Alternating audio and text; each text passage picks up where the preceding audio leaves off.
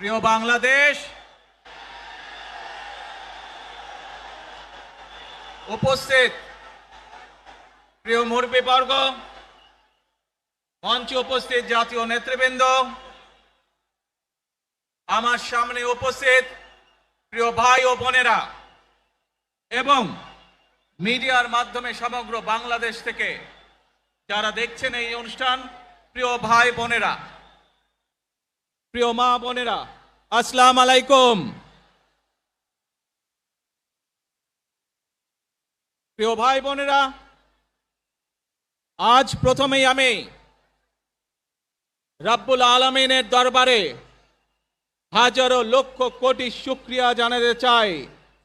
রব্বুল আলামিনের অশেষ রহমতে আজ আমি আমার প্রিয় মাতৃভূমিতে ফিরে আসতে পেরেছি আপনাদের দোয়ায়।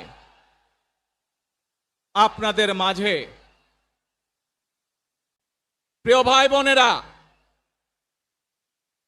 আমাদের এই প্রিয় মাতৃভূমি 1971 সালে লাখো শহীদের রক্তের বিনিময়ে অর্জিত হয়েছিল।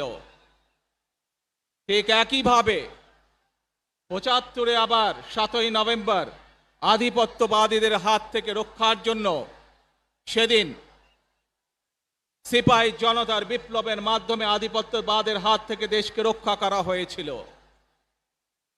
একইভাবে পরবর্তীতে 90-এ স্বৈরাচারের বিরুদ্ধে এদেশের জনগণ, এদেশের খেটে খাওয়া মানুষ তাদের গণতান্ত্রিক অধিকারকে ছিনিয়ে এনেছিল। কিন্তু তারপরেও ষড়যন্ত্রকারীদের ষড়যন্ত্র থেমে থাকেনি। আমরা তারপর দেখেছি 2024 সালে, 71 সালে এই দেশের মানুষ যেমন স্বাধীনতা অর্জন করেছিল, 2024 সালে এদেশের ছাত্র জনতা সহ সর্বস্তরের মানুষ, কৃষক, শ্রমিক, গৃহবধূ, নারী, পুরুষ, মাদ্রাসার ছাত্র সহ দলমত নির্বিশেষে, শ্রেণী পেশা নির্বিশেষে সকল মানুষ সেদিন 2024 সালের 5ই আগস্ট এই দেশের স্বাধীনতা এবং সার্বভৌমত্বকে রক্ষা করেছিল।